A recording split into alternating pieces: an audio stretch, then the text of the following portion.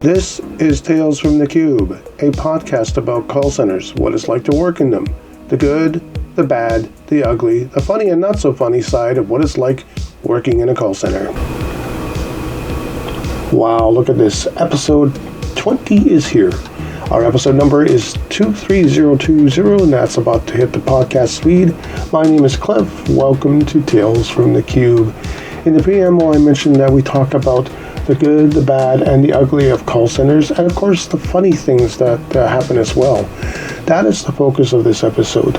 The funny stuff we hear on calls. There are 3, maybe 4 types of calls we get: simple, angry, and weird. As for the 4 of those are the what the hell was that kind of call. Sometimes on a call we get all 4 types of responses. Simple questions followed by angry responses followed by weirdness, ending up with what the hell just happened here? It really does happen. It's really wild. Here's what I mean. And by the way, I have had this happen many times. A call starts with no problem, just a simple question. Hey, how does this work? I offer the answer, and the customer gets upset because they dislike the answer. They then say or do something weird on the call, and in most cases, the call gets ended or disconnected by myself or by them. Perfect example of this. One time I had somebody call up and I gave them a particular answer about something and they didn't like it. I forget what it was about, but I remember distinctly it was probably a simple question, maybe about billing. Here's what it's going to cost. Here's what it is going to do for you. Here's how this works. I don't like that. I want this. Well, I'm afraid we can't go forward with that, but we can go forward with this. Here's the options laid out for you. Let's go forward and try and do this for you. This is the best solution. No, I'm not taking that at all. Well, let's try to work together. And they started doing weird things like burping on the call. In fact, I actually remember now they were just burping on the call. Blah, blah, blah. And I think they were trying to annoy me. Eventually, it got to the point where I just said, look, if you don't want to work together with us, that's no problem. It's up to you. I'm going to have to disconnect the call if you keep making those, rude noises. And sure enough, that's exactly what happened. Another time, I had a person on the phone at Bell Canada whose son had racked up some charges with regard to a call to a 900 number. So you can imagine what was going on there. His son was listening to some dirty chat. And sure enough, the father found out, and he called and he said, well, I want this reversed. And in the end, I had to tell him, no, you can't, because it's not us. It's not Bell that's charging you. It's the third-party vendor. You have to pay them. It's their service. He refused, started swearing, and in the end, I had to tell him, look, if you keep doing this, we're going to disconnect. And if you call back and you continue to persist in this manner, this may end in a very unpleasant manner for you, because per the tariff agreement, we do have the right to cancel the account for non-payment. And so he didn't like that very much. In the end, he hung up. He did get his money back, and I was really shocked at the fact that happened. I almost did grieve the fellow colleague who did that. In my opinion, this was not the right way to handle it. We should have stuck to our guns and said, no, you're paying. But that happens. There are other instances of funny calls which are going to be covered in this episode today. Customers do weird things with products and call us to fix problems or items that are outside the scope of our support. So I'll explain that a little later. They ask us to find ways to have products or services do things that do not make sense or are not what the product or service was intended to do. Sometimes they call because they are simply lonely people and they want to speak with someone, or they are in crisis and think that our service can help them. In the business, we call those types of people tinfoil hats. These are the ones calling who tout conspiracy theories. They make outlandish claims and offer up ideas about the world around them that are so far-fetched. These kinds of calls are challenging to handle because tech support and customer service agents are not trained to handle these people at all. We just aren't. It is exhausting to deal with them. And while some of the calls are funny, most are not enjoyable calls. I can tell you, I've taken a lot of these. They're not fun. They waste the time of the agent and the resources, and the cost to the company is needless. The money is spent on dealing with this is really, really needless because we're not trained in this. I'm sympathetic, I'm empathetic to these people. It is obviously mental illness. We need to care, but we're spending copious amounts of money dealing with these people, and there should be another way to route these to people who are trained and get them the help they really need. Because calling us and saying that Elon Musk is basically, reading my mind, you're in need of help here, and we should be able to find a better solution. I will address the tinfoil hatters in another episode, but for now, let's keep it light and have some fun exploring funny calls. So one of the more funnier calls I've got a long time ago is a person whom I called. I was a telemarketer at the time for a company called Phonetics and Telecom, and I called somebody and they asked, "Will you sing for me?" I was calling to offer them a credit card from Zellers, and I declined the request. Trust me, you do not want to hear me sing. I do not sing. No singing. Thank you very much.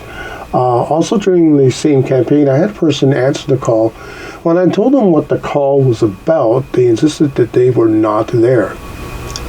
What? This is one of those, what the hell is this? What? Yes, they insisted, saying, "I am not here," trying to mimic the answering machine. I gave up and moved on to my next call. It was just like, what? What? No. I'm moving on here. I'm not here. It still blows my mind that somebody would actually do that. So another thing I want to do here is also give you an FYI tip. This comes from an experience at a company called Pure Leader that I worked for. You cannot ship animals or real jewelry via courier. While I was a temp with a firm called Pinstripe, I was posted to Pure Leader. I got a call from a real sweet lady who wanted help shipping her grandson a pet. A dog. Yep, believe it or not, she wanted us to ship a dog. I was stunned by the request and had to gently, with frankness, explain that the dog would not arrive alive. Courier vehicles are not ventilated or temperature controlled at all, and the sorting process for packaging is, shall we say, kind of rough. Pardon the pun. No, don't pardon the pun. It is funny. It's also illegal to ship live things via a company like Pure Leader or FedEx without special approvals. Okay, you have to have special documentation to do this. There are really, really important rules here that you have to follow, and UPS and FedEx have those on their websites. Here in Canada, there are things you certainly can't ship to and ship from Canada, like weapons and things like that. And if you do certain types of shipping, there's a whole process that you have to do. The same is true of, as I mentioned, of jewelry. Live jewelry has to be shipped in an exceptional way, especially if it is of high value. I had a customer who just wanted to send their jewels overnight. Nope, nope, definitely not going to happen. Nope, if it's real, you can't do that. That's what I kept saying to this customer. They suggested forging the documents on the waybill to do that and say they were fake, which I said was not an idea. Sorry, no dice, not going to happen. I ended the call promptly and never sent out the truck. So as I mentioned, UPS and the other courier companies have pretty good lists of what is and is not allowed to be shipped in Canada, and how it should be set up to do it. So take note of that. That's kind of an important thing, because really, in all honesty, as much as it's funny that this woman wanted to ship a dog, or people want to ship live jewelry, there's real processes for this. And also you have to understand, shipping to other countries is also kind of restrictive in certain places, what you can and cannot ship. For example, I wouldn't try shipping Bibles to Iran or many of the Arab countries. It's not allowed. You can't do it. It's not permitted. Certain items don't allow, or certain countries don't allow certain items like toys or clothes. So there's a lot of things you got to be aware of. So in short, call a courier company ahead of time and ask them, avoid this. It is funny, but it's also not funny. It's like, why can't I ship a Bible to an Arab country? Well, they're Muslim. They don't believe in the Bible. And that's why they say you can't import that in through shipping. I often get calls for products or services I know very little about or have knowledge about but do not support. Google, Facebook, Android, Netflix, YouTube, you name it. There's a lot of them out there. These are just some of the products I get calls about. I once got a lady who called about their Kindle, thinking that it was a problem with the Kindle application on their phone. I tried to erase and relaunch it. I soon found out, oh, it's a Kindle. Well, I was polite and said, I'm going to give you a bit of a hand. Called up Amazon, transferred her over to them and said, this is your issue that you want to track and help the customer with. I did the phraser. Here's the dog. Here's the dog. You can handle this. Thank you very much. My boss had a call and still talks about it today, where the person kept reminding them that they were Donald Duck. Yep. Actually, it said, my name is Donald Duck. They kept on insisting. Yes, it's true. Sometimes simple really does work. But, in this particular case, simple wasn't going to work for this particular call because he kept on insisting he was Donald Duck.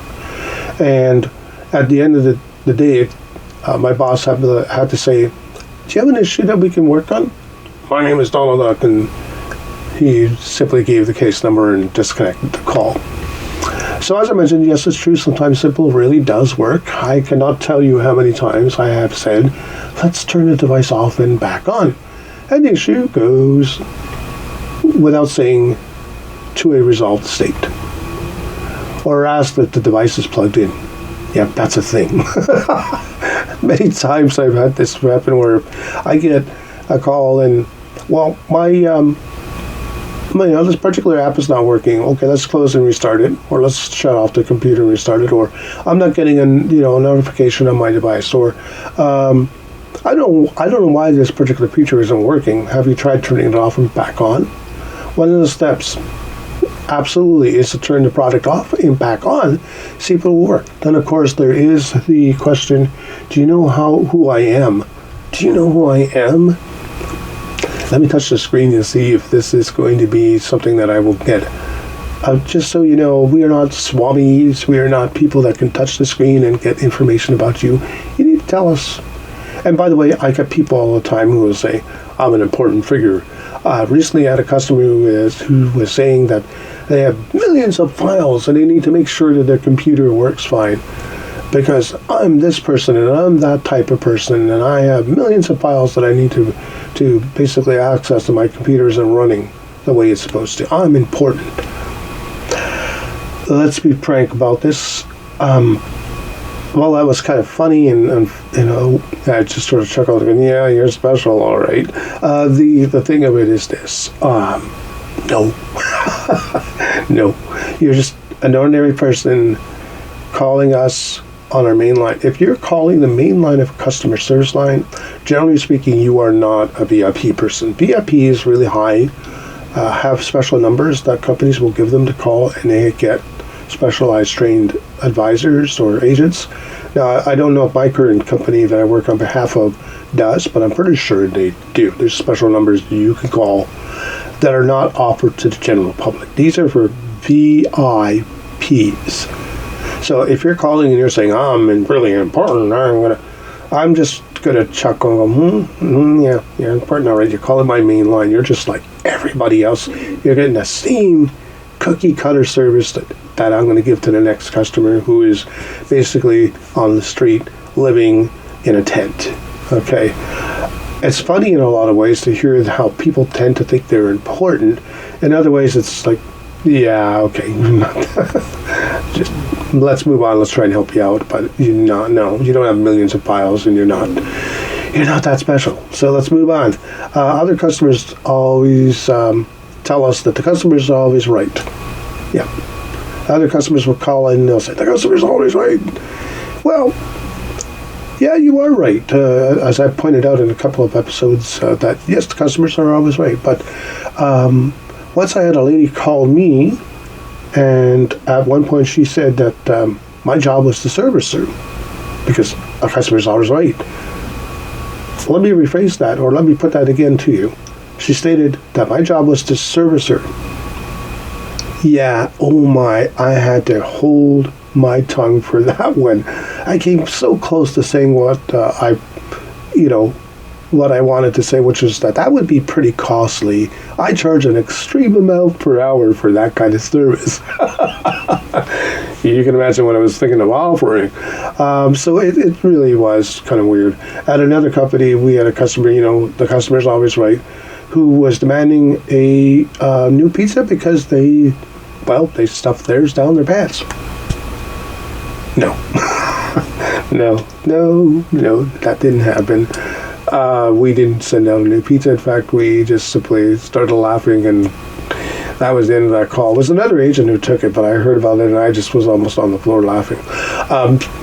Now, I know this is not funny, but in some ways it is funny when, we get calls and they'll say, particularly to ladies, and I'm so sad to hear that ladies get this kind of call, where they're asked if they're the dessert. And it's just like, some of the girls that I work with, some of the women that are with me, are not small women. They're very, very full-figured. Now, I happen to like full-figured ladies, but trust me, if you call and ask if they're the dessert, it's like, that's a whole lot of dessert, just so you know. It's like, are you sure you want that? Most men kind of like to want the statuesque type woman. Now, there's also a lot of guys out there who love a robustly large lady, and that's really cool. I think that's sweet. I'm one of them, but really asking that, it's somewhat funny, but it's not really funny at all. It's actually sexual harassment. Please don't do that. It's not nice. Some women might find that cute, but most don't, and so you might get a chuckle here and there, but it's really not something to laugh about, or it's not really that funny. But in some ways it can be funny because it's, I think it's just somebody trying to be playful in a lot of cases, while in other cases it's not. Depends, really. I mean, sometimes it can be kind of cute and funny. The list goes on and on. There's always going to be funny calls coming in. Just recently I got a call from a customer who bought a brand new phone. Here's the thing.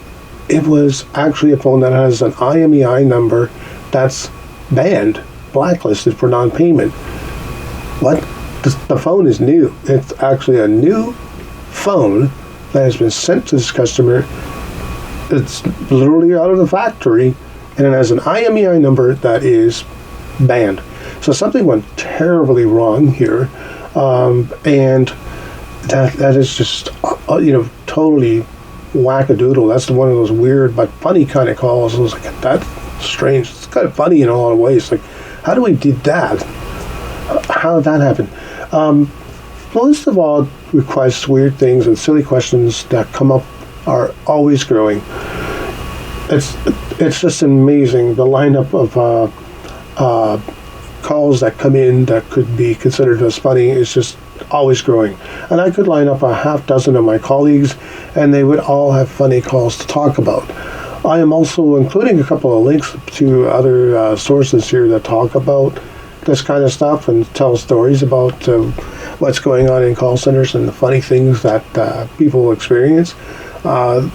There's some pretty funny stories that people come up with, and even today I'm still getting stuff that's pretty funny, and it's just hilarious, some of the things I come across. I'm forgetting a lot of them as I get older and take more and more calls. I tend to lose track of them now, more or less, because they don't stand out as much, because there's so many calls coming in these days. But I wanted to say that there are a lot of funny things that happen on the calls and in call centers.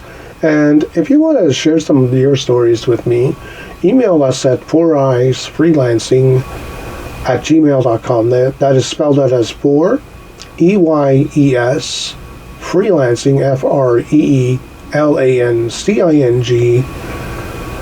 @gmail.com. 4eyesfreelancing@gmail.com. Send me a note. I'd love to hear your story. I might put it in another episode down the road. I might keep this, and I think it would be fun to collect a list of funny stories and do another one of these episodes in the nearer future. Maybe episode number 30, we'll do another funny episode.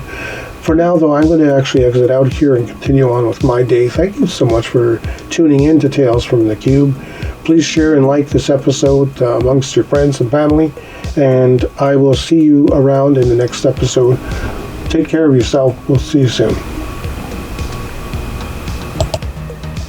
Thanks for listening to Tales from the Cube. You can hear us on all the major podcast platforms such as Spotify, iHeartRadio, Google Podcasts, and wherever else you listen to podcasts. We'll see you in the next episode.